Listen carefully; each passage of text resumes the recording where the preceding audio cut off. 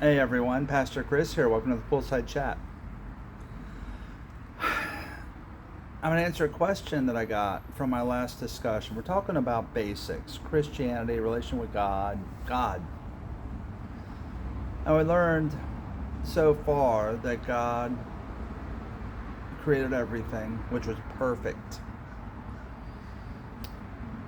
Sin is when we think we know better than God. We go against the divine law, the law established by God. And it says God is love, and when we reject that, that's sin. Where does Satan figure into all this?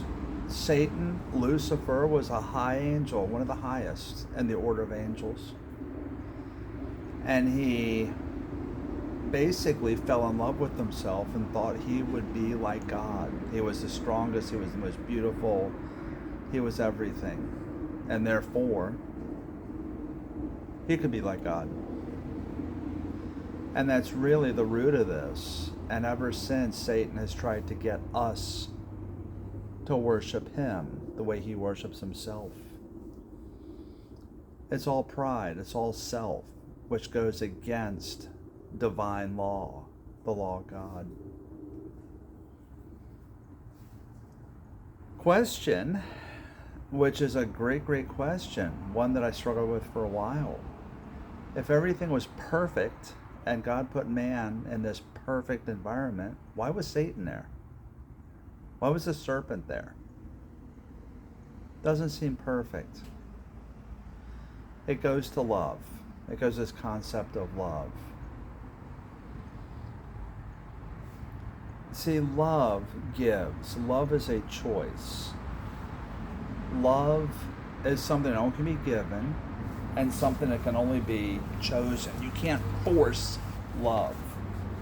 And if love is a choice and you're in a perfect world, what do you have to choose? Love versus love? There's no other side. And that's where the serpent comes in, where Satan comes in, the tree of the knowledge of good and evil. It's a choice. Is God holding out? You don't think, am I going to go against this divine law? But God is love, 1 John 4:16.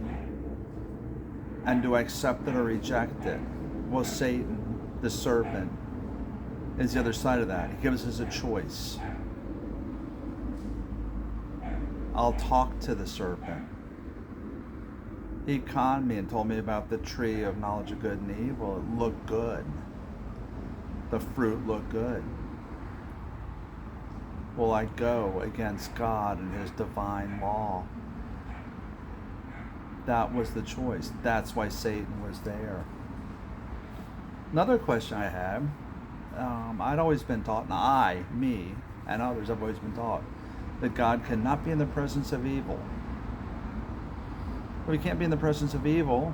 How come he was in the presence of evil? Well, we see it again in Job. Job chapter 1, it says, the sons of man and Satan with him came before God. How can God stand with Satan if he can't be around evil? And my understanding of this, and I want to tell you it's my understanding, is that Satan cannot be forever in God's perfect environment. He cannot.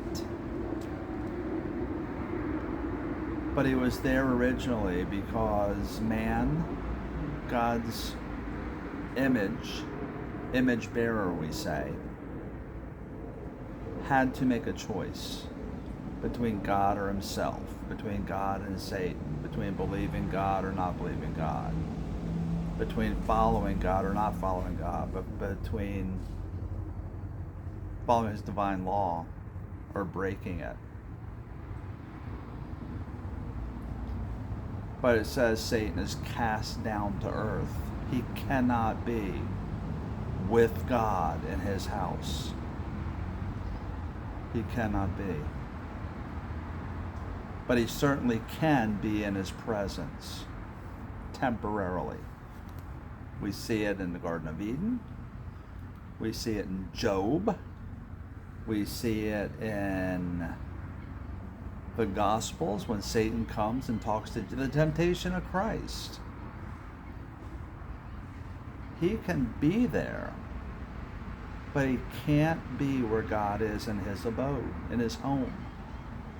He can temporarily talk to him, temporarily visit him. You say it's episodic. He can see him for a moment, but then he has to go. And eventually,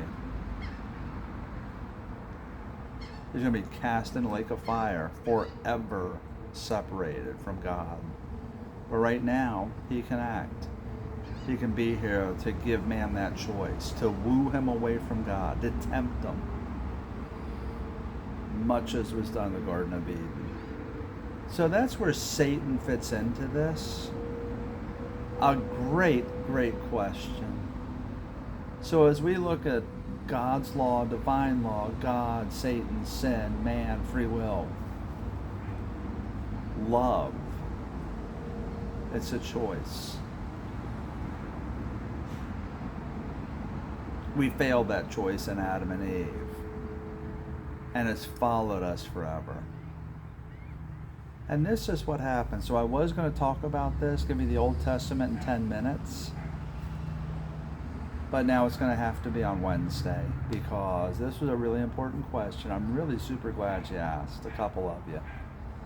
Keep them coming. We'll address them as we get them. But that's my understanding of how Satan can come before God and what was necessary for him to be in the Garden of Eden, there with God. All right, guys.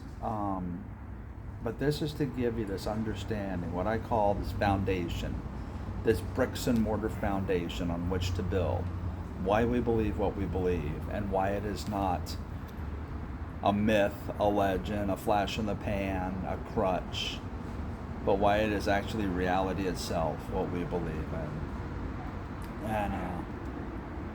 And hopefully if others ask you, what is the reason what is the reason for the hope that is within you? I want you to have these answers and to know why. All right? I'm Pastor Chris. I'm going to stop here. We'll do Old Testament Wednesday. Be sure to keep the questions coming. Facebook, YouTube, Rumble, at FL Compass Church, and on Instagram, at FL Compass Church. Be blessed. See you Wednesday. Oh, hey, remember, tomorrow's Sunday. Go to church.